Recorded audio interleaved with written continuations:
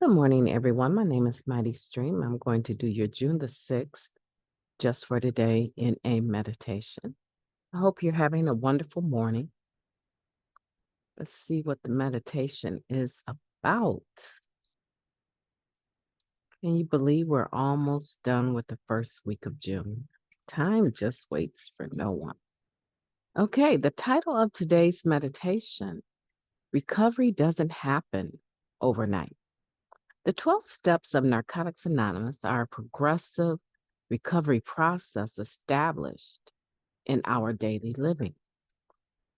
That comes from the basic text, page 99. After some time in recovery, we may find we are faced with what seem like overwhelming personal problems, angry feelings, and despair. When we realize what's going on, we may but I've been working so hard. I thought I was recovered, maybe? Not hardly. Over and over, we hear that recovery is an ongoing process and that we are never cured. Yet we sometimes believe that if we just work our steps enough, pray enough, or go to enough meetings, we'll eventually, maybe not be cured, but be something. And we are something. We're recovering from active addiction. No matter what we've dealt with through the process of the steps, there will always be more. What we didn't remember or didn't think was important in our first inventory will surely present itself later on. Again and again, we'll turn to the process of the steps to deal with what's bothering us. The more we use this process, the more we'll trust it. For we can see the results. We go from anger and resentment to forgiveness, from denial to honesty and acceptance, and from pain to serenity. Recovery doesn't happen overnight, and ours will never be complete. But each day brings new healing and the hope for more tomorrow. Just for today, I will do what I can for my recovery today and maintain hope in the ongoing process of recovery.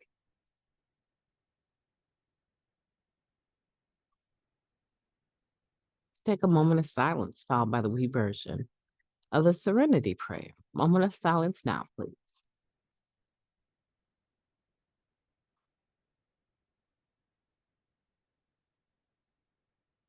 God, grant us the serenity to accept the things that we cannot change, the courage to change the things that we can, and the wisdom to know the difference.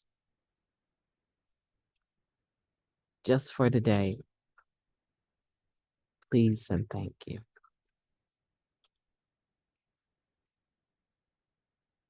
It's so important to remember that recovery doesn't happen overnight.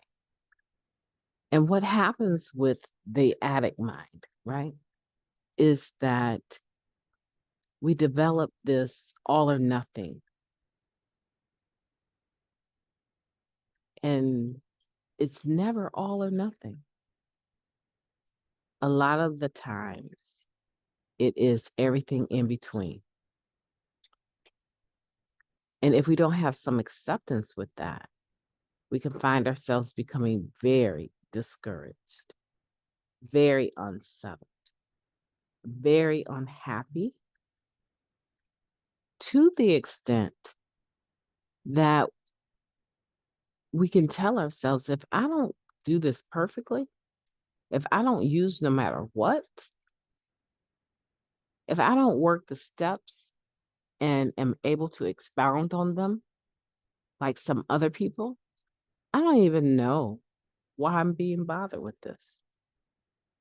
Oops, I had a fall, but let me just lay here. No, the typical person, if they fall, they get back up. I mean, you can't accomplish much laying on the sidewalk. Literally, right? What can you accomplish? If you trip and fall today, I guarantee you, instinctively, you are going to get up, right? Instinctively. And if you're not able to get up on your own, you'll call for help. Even the president of the United States fell and needed help to get up. So I can only imagine that if that's the case, the typical individual, if they fall, will attempt to get up on their own. And if they're not able to, they will call for help, or someone will notice they need help and help them get up. There are some falls that require medical attention.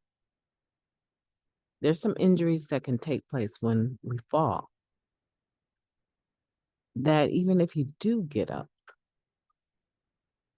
you're no longer stable on your 2 feet. There's going to be a surgery or some medical attention to reset a broken leg, ankle, toe, something. Collarbone. Have you ever met someone that has broken their collarbone? Oh my goodness, that is a lot of pain.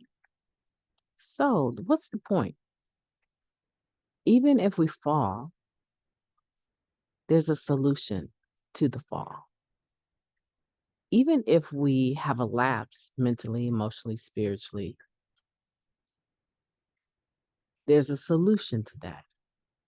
Get back to the basics immediately. And even if we have a relapse, which is what happens after the lapse, right? Because no relapse just happens. There has to be a lapse in one's spiritual condition. Something has to take place mentally before a person decides to pick up a drug after having been abstinent for a period of time, in recovery for a period of time. So even if it leads to a relapse, there is a whole system available to us to help us get up. It's the same thing. You wouldn't lay in the sidewalk after a trip.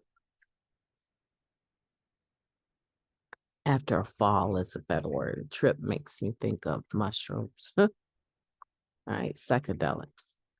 So maybe in some sort of, symbolic way, I'm saying if you do trip, if you do fall, you do relapse, call for help. It's going to require effort to make a comeback, to get back up. But it's possible that it's so deep that you're not able to do it by yourself. You're not able. Maybe you need to call for some help and say, you know what, I need help getting to a meeting. I need to resurrender. It takes time to live this new way of life on a day-to-day basis. And we learn from our mistakes. So if I'm not cured, am I recovered? That's a whole topic for debate in the rooms of recovery. Can we say that we're recovered? Some people will say, oh no, don't ever say you're cured. We're never cured. It can always come back. It's always there. As long as you have a brain that thinks, your disease of addiction is very much mental. So as long as you have the ability to think, you will always have the potential to suffer from the disease of addiction. It can always pick up at any point in time. So in that sense, yeah, I don't believe we could say that we're recovered per se. But being in the process of recovery is not to be downsized or minimized or disrespected. I'm in the process of recovery. I haven't picked up a drug in almost 30 years. Recreationally, right? I have some medications I must take for my blood pressure and so forth, but I haven't used recreationally in almost 30 years. So to me, when we say we do recover, I have definitely recovered in that area. But some of the other stuff is a process.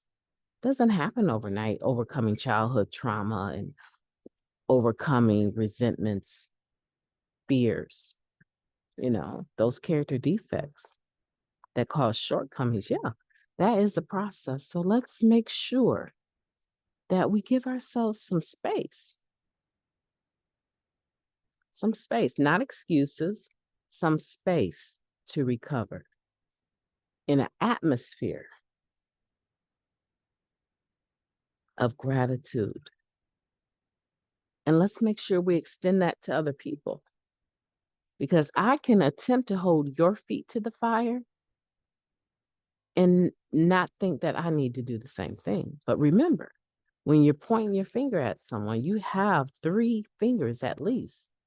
Unless you're double jointed with your thumb, you have at least 3 fingers pointing towards yourself. And so in that sense, let's give others space for some air.